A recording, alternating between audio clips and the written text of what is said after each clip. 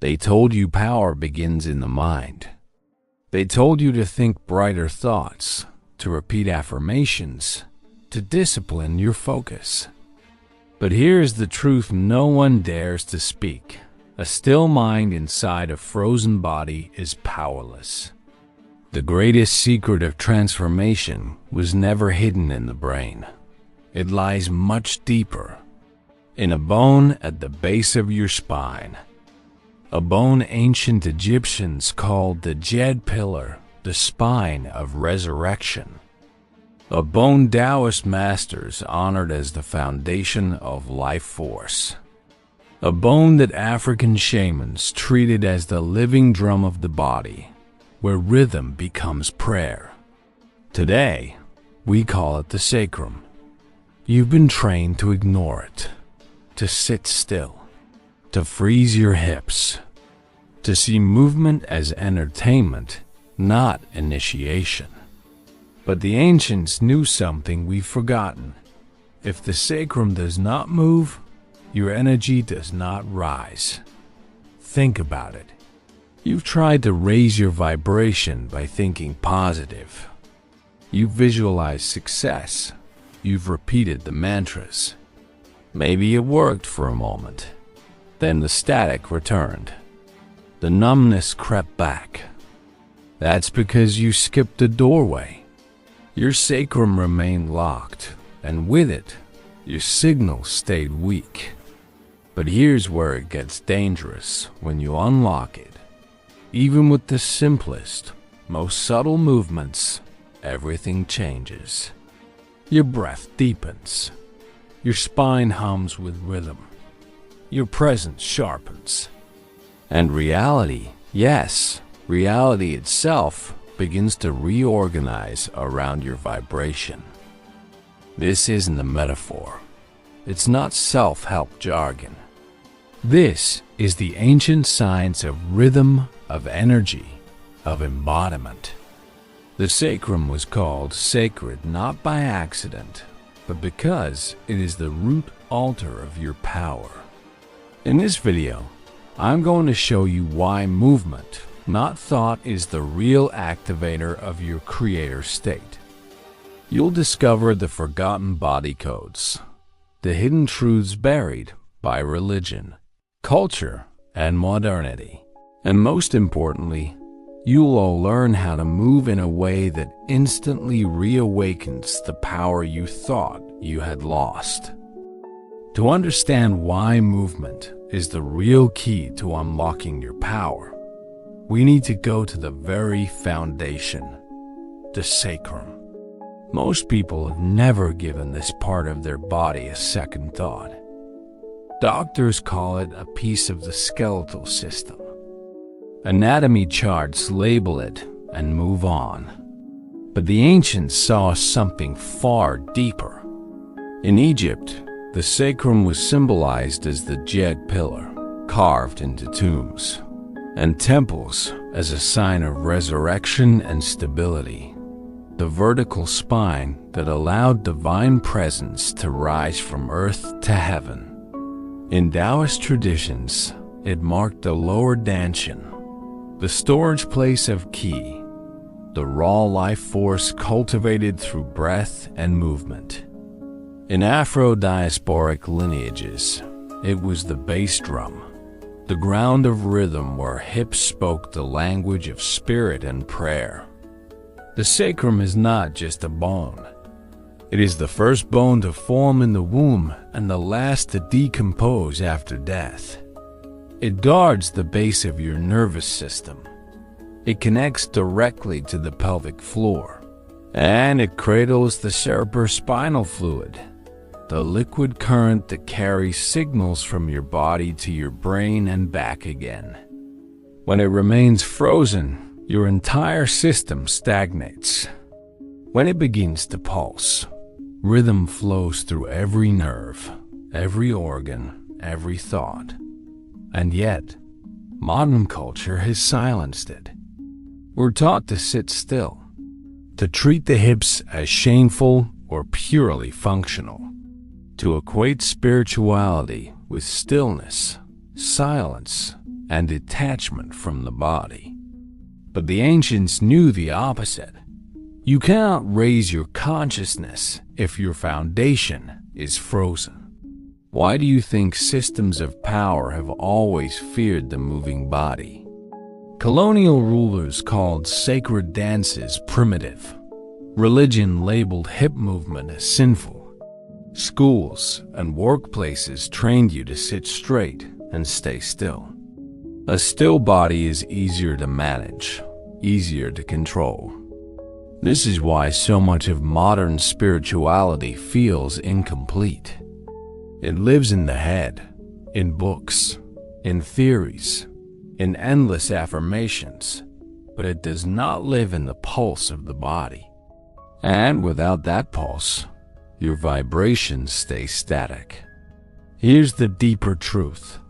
Your frequency doesn't live in your thoughts. It lives in your body, and the body doesn't lie. You can think beautiful affirmations all day, but if your sacrum is locked, your energy field transmits static. The universe doesn't respond to your goals. It responds to your state. Imagine your body as a tuning fork. When the sacrum begins to move, even subtly, it vibrates through the cerebrospinal fluid. That fluid rises along the spine, nourishing the brain, awakening clarity, feeding intuition. It activates the vagus nerve, calming your system, regulating your emotions, releasing stored trauma. You stop broadcasting confusion and start radiating coherence. This is why so many people feel blocked even when they know what to do. It's not their mind that's stuck, it's their sacrum. The gateway remains closed. And until you awaken it, all the affirmations, all the vision boards, all the meditations are like trying to light a fire without a spark. The ancients never began their rituals in silence. They began with rhythm breath, sway, pulse, dance. Not performance, but recalibration. Not entertainment, but initiation. Because movement was message. Every sway of the hips, every spiral of the spine, every breath from the base of the body sent a signal. I am alive. I am present. I am ready to rise. And when the sacrum remembers its rhythm, something radical happens. You don't just feel different. You become different. Your presence shifts. Your decisions sharpen. Your reality begins to reorganize around the signal you're sending. This is not imagination. This is bioelectric truth. The sacrum is the root node of your body's frequency. And when you play it well, every system in you begins to harmonize. If the sacrum holds the secret to your energy, then the real question is this: why were you never told? Because a person whose hips move freely, whose sacrum pulses with rhythm, cannot be controlled. Such a person is rooted, intuitive, unshakable. They feel when something is false. They sense manipulation before the mind can analyze it. They carry a presence that doesn't need permission. And that kind of sovereignty terrifies systems built on compliance. This is why movement, especially sacred, embodied movement, was erased, shamed, or sanitized. Colonial powers dismissed indigenous dances as savage. Organized religions branded hip movement as sinful. Modern culture stripped rhythm from ritual and packaged spirituality as silence, stillness, and abstract ideas. The body became shameful, the hips hidden, the sacrum reduced to a medical term. but the body never forgot. Even in secret, the knowledge survived. In grandmothers swaying while they cooked, in rebels who couldn't sit still in church pews, in children who instinctively moved when they heard a drum. The memory of rhythm lives in your bones, waiting to be remembered. This brings us to one of the greatest misconceptions in spirituality: the obsession with the crown and the third eye. We've been taught that enlightenment lives only above the neck, that clarity and awakening come from mental mastery. But what good is a wide-open third eye if your root is frozen? Light without grounding isn't wisdom, it's dissociation. You don't ascend, you drift. You don't embody, you escape. The ancients knew better. The Egyptians encoded it in the Djed pillar, the entire spine as a channel, rising only when the base is stable. Taoist alchemists began every practice in the lower dantian, not in the mind.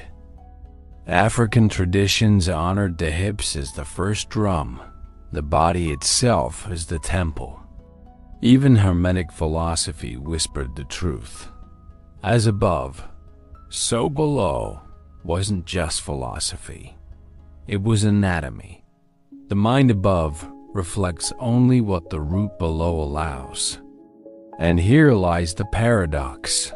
Modern seekers chase higher states while skipping the foundation. They meditate for hours, chant mantras, read sacred texts, but if the sacrum is immobile, nothing truly shifts. The body remains locked, and so does the spirit. Here's the deeper secret: movement doesn't just release energy, it restores memory. Your sacrum holds the moments you froze, the times you were told to sit still, to be proper, to silence your instinct. It holds the shame, the fear, the unspoken stories of your lineage. When you begin to move it again, those memories stir. This is why the first feeling isn't always bliss. It's discomfort, awkwardness, embarrassment, even fear. Because the sacrum doesn't just store power. It stores everything you once suppressed. But this discomfort is not a barrier. It's a doorway. The resistance you feel is the signal that you're getting close to something real. And when you move through it, gently, patiently, something miraculous happens. The power returns. This is why the forgotten movements matter. They aren't performance, choreography, or fitness. They're activations, subtle patterns that tune your sacrum like an ancient instrument. They awaken cerebrospinal flow. They harmonize your vagus nerve. They reset your nervous system. And most importantly, they reawaken your signal, the unique frequency that only you carry. These movements were buried because they can't be monetized. You can't fake them. You can't buy them. They don't depend on belief. They depend on embodiment. And when you practice them, you stop outsourcing your authority. You stop chasing awakening and start embodying it. In a moment, I'll show you these 5 forgotten movements. Some are as simple as a figure 8 with your hips. Others are so subtle they look like nothing at all. But within them lies the key to creator mode, not as an idea, but as a lived frequency. Because when the sacrum moves, the world listens. Now that you understand the hidden role of the sacrum, let's move from theory into practice. Because this isn't knowledge you collect. It's knowledge you embody. And embodiment begins with movement. Remember, These movements are not exercises. They are not about looking graceful or performing for others. They are codes, subtle rituals that speak directly to your nervous system, unlocking frequencies no mantra or visualization can touch. Let's begin. Movement 1. The figure 8. Stand with your feet grounded, knees soft. Let your hips trace a gentle sideways loop, forming an infinity symbol. Slow, continuous, effortless. As the hips circle, the sacrum rocks side to side. Stagnation begins to unravel. Tension loosens. The nervous system receives the message. It's safe now. You can return. This figure 8 is found in African dance, Taoist flow, and even in the natural swaying of elders lost in song. It bypasses the intellect and whispers directly to your subconscious. Movement 2. The vertical wave. From standing or sitting, tilt your pelvis forward and back in a subtle flowing motion like a wave rolling through your spine. This isn't a thrust. It's water, gentle, rhythmic. Each tilt pushes cerebrospinal fluid upward toward the brain, nourishing the pineal gland, sharpening perception and awakening clarity. It doesn't demand, it hums. This is the spinal breath of life. Movement 3. The inner spiral. Lie on your back, knees bent, feet grounded. Close your eyes and imagine a spiral coiling deep inside your sacrum. Breathe into it. With each inhale, the spiral expands. With each exhale, it winds inward. The outer body may not move at all, but inside, the memory stirs. This spiral is cellular, ancestral. It reorganizes what words cannot reach. Some feel warmth, some tears, some nothing at all. The point is not performance, it's listening. Movement 4. The breath pulse. Place one hand on your lower abdomen. As you inhale, let the belly expand. As you exhale, gently engage the pelvic floor. Not a squeeze, but a subtle upward whisper. With each pulse, you send a coded signal up the spine. Rise. Over time, this micro-movement becomes a current, a rhythm that stops energy from leaking and tunes your body into coherence. Movement 5. Intuitive presence. This final movement cannot be taught, only remembered. Once your sacrum has been awakened by the previous patterns, let your body guide you. A sway, a spiral, a breath that rocks the spine. No choreography, no control. Just allowing the body to become the temple, the altar, the instrument. This is when you stop doing the movement, and the movement begins to do you. Now here's what you need to know. The power of these practices lies not in intensity, but in subtlety. The shifts are not fireworks, they are frequency. Done with awareness, even for a few minutes a day, these gestures recalibrate your nervous system, awaken your clarity, and reorganize the field around you. At first, resistance may arise. Discomfort, awkwardness, even memories long buried. Don't push them away. That resistance is the doorway. Lean into it gently. Allow yourself to feel, because each time you move through it, you reclaim a part of yourself that was frozen. This is not exercise. It is remembrance. It is initiation. And once you begin, the sacrum becomes what it was always meant to be. Not just bone, but a drum, a pulse, a root altar vibrating with life. At the heart of it all, the truth is simple. Your power was never missing. It was only hidden beneath stillness, conditioning, and silence. The sacrum, this sacred bone at the base of your spine, was always the key. The ancients called it holy for a reason. Because when it begins to move, life itself begins to move with you.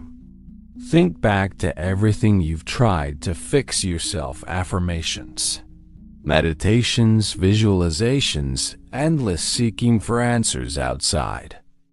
All of it circles the same truth. Your mind was never the doorway. Your body was. Specifically, the root, the hips, the rhythm you were taught to ignore. When you allow this rhythm to return, your signal changes. The static clears. The doubts fade. You stop broadcasting from effort and start radiating coherence. People feel it. Opportunities shift. Reality responds, not because you forced it, but because you remembered the frequency you were always meant to carry. This is creator mode, not a rare state reserved for mystics or masters, but the natural hum of a body in harmony with itself. A state where thought, breath, and movement no longer contradict each other, but flow as one. Where you stop chasing alignment and begin embodying it. But remember, this isn't a one-time revelation. It is a practice of return. Each sway, each spiral, each subtle pulse is a declaration. I am here. I am whole. I am whole. And every time you return, the body awakens a little more, until one day you realize you are no longer trying to awaken at all. You are simply living it. So the question is not whether the power exists within you. It always has. The real question is, will you allow yourself to move? Because the revolution you've been waiting for does not start in your head. It starts in your hips. In the bone the ancients called sacred. In the pulse that has always been yours. Move with it. Trust it. Let it speak. And watch as your reality begins to reorganize around the rhythm of your awakening.